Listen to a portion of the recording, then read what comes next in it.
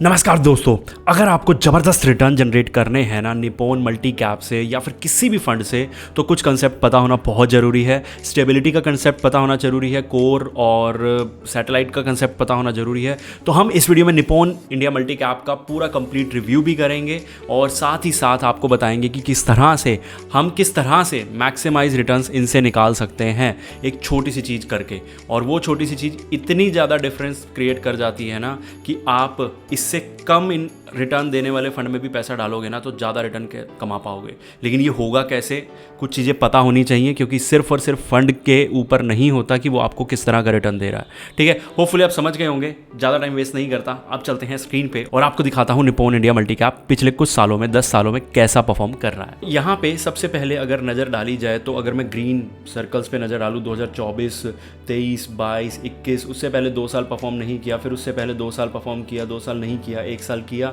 1 साल एवरेज सा रहा। तो इतना कुछ ख़राब अच्छा, मतलब अगर मैं बोलूँ तो रेशो क्या है, 1 2 3 4 5 6 7 साल चला है और 5 साल नहीं चला, या फिर बोलूँ 4 साल नहीं चला, 1 साल एवरेज रिटर्न। तो कुछ ख़राब नहीं है, मतलब कंसिस्टेंट दिखता हुआ नज़र आता है। और अगर मैं इसको थोड़ा सा और जूम करके आपको दिखाऊं और कैलकुलेशन को थोड़ा ध्यान से हम करें तो एक चीज़ देखने वाली है यहाँ पे, आपको मैं समझाता हूँ। सपोज़ कीजिए आप वीडियो स्किप कर सकते हैं अगले 30 सेकंड तक, क्योंकि ये थोड़ा सा डिटेल में जाने वाली है चीज़ अगले 30 सेकंड के लिए, और बहुत से लोग इस चीज़ को नहीं जानना चाहते। ठीक है, लेकिन अगर आप जानना चाहते हैं तो स्टेबिलिटी का कंसेप्ट मैं समझाता हूँ आपको। अब आपको यहाँ दिख रहा है 2%, 5%, 58%, 4%, ऊपर दिख रहा है 61%, और मान लो ये भी 5% होता तो आप कहते कि यार ये सब बराबर ही तो है।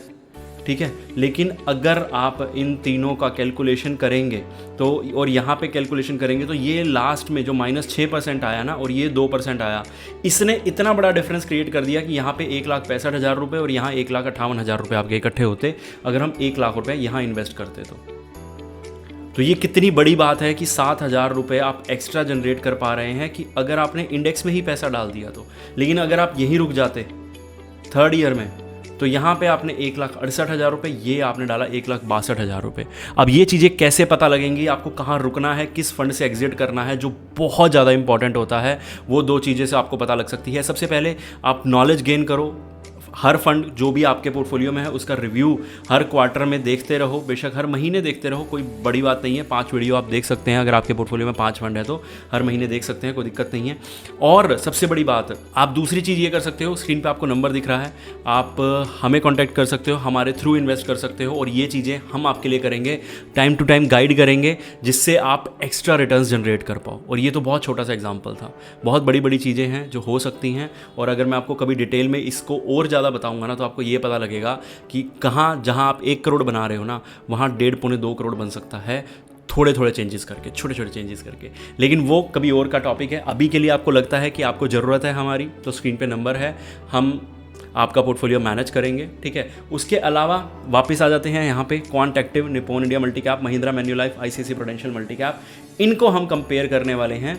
और निप्पॉन का जो आप एएम देखेंगे 31,000 करोड़ है, 32,000 करोड़ रफली। और मैं यहाँ पे एक और चीज़ करने वाला हूँ, इनको देंगे नंबर हम।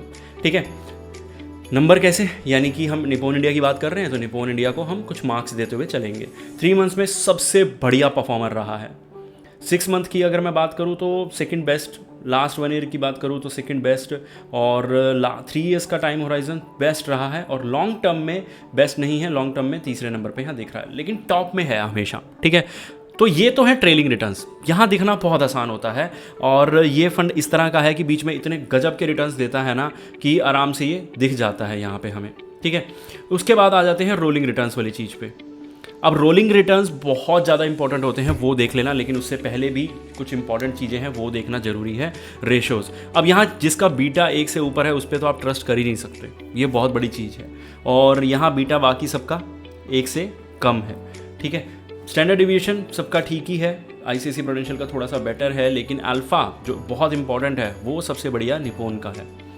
निप्पॉन का शार्पे भी सबसे बढ़िया है, निप्पॉन का सॉर्टिनो भी बढ़िया है। तो निप्पॉन रेशोज़ के मामले में तो बहुत अच्छा है।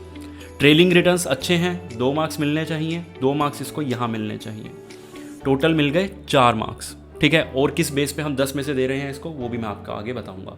अब यहाँ पे सेक्टर की बात करें तो सेक्टर इसके पास वही फाइनेंशियल सर्विसेज कुछ खास नहीं है, नॉर्मल जो चल रहा है, लेकिन हमें इससे मतलब नहीं है, हमें रिटर्न से मतलब है, हमें स्टेबिलिटी से मतलब है, हमें कंसिस्टेंसी से मतलब है, तुम जो मर्जी लेके बनाओ, ठीक है। लेकिन यहाँ पे ये वही ट्रेडिशनल फंड है। इससे होता क्या है कि जब हम लार्ज कैप लेते हैं या कुछ और फंड लेते हैं तो वहाँ ओवरलैपिंग ज़्यादा हो जाती है, इस चीज़ का हमें ध्यान रखना है। लेकिन इसमें अंदर कितना लार्ज कैप है वो भी इंपॉर्टेंट है।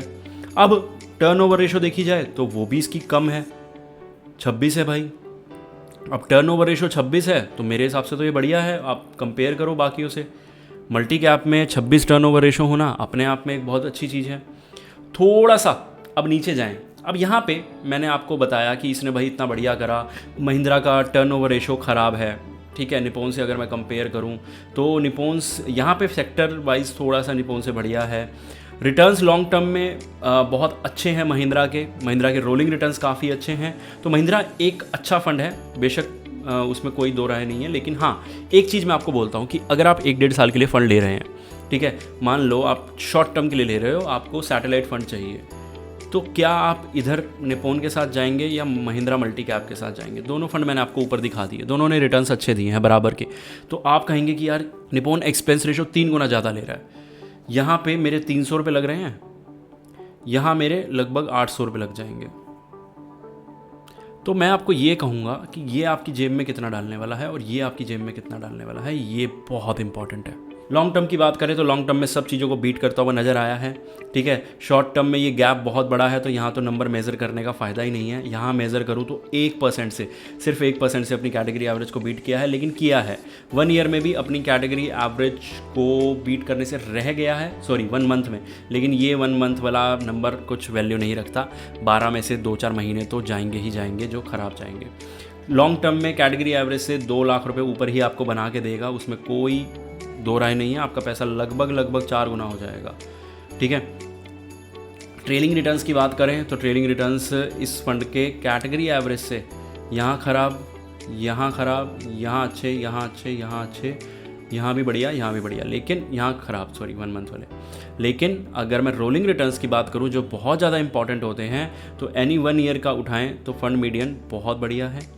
फिर 3 ईयर्स का उठाएं तो फंड मीडियन कैटेगरी एवरेज से कम है, 5 ईयर्स में भी, 7 ईयर्स में भी और 10 ईयर्स में ज़्यादा है, ठीक है। यहाँ पे ये ज़्यादा है, लेकिन ये बीच वाले जो सेक्शन है, ठीक है, यहाँ पे गड़बड़ है,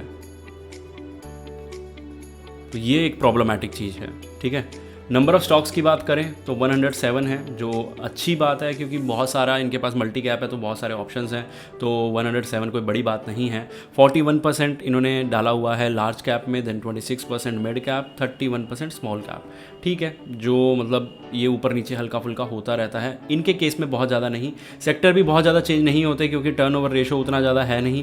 कैपिटल गुड में 4% बढ़ा है, सर्विस में 2-3% घटा है। ये 6-8 महीने में बहुत हल्के फुल्के चेंजेस हुए हैं। हेल्थ केयर में 3% घटा है यहाँ से, ठीक है। तो कोई इतने बड़े चेंजेस नहीं हुए। आप देख सकते हैं last Kennametal, Timken, Reliance, वेस्टविनिस, GE, T&D इंडिया, ये सब 5 कंपनीज़ हैं जो कैपिटल गुड्स वगैरह, इनमें चेंजेस हुए हैं। सेक्टर सबसे ज़्यादा कैपिटल गुड में चेंजेस हुए हैं, लेकिन कुछ भी कम्प्लीटली नया, मतलब नया बाय ज़रूर किया गया, लेकिन कुछ भी कम्प्लीटली नया बाय नहीं किया गया। और सेल करते वक्त भी यही चीज़ का ध्यान रखा गया है। मैक्स फाइनेंस हो, जोमेटो हो, पहले से इनके पोर्टफोलियो में था, बस उसमें कुछ चेंजेस किए गए हैं छोटे छोटे, ठीक है। सेल करते वक्त इनके पोर्टफोलियो में था, तो कम्प्लीटली सेल इन्होंने आज भी नहीं किया है। होपफुली आपको ये समझ आ गया होगा। अब इसको नंबर देने का समय आ गया है, ठीक है।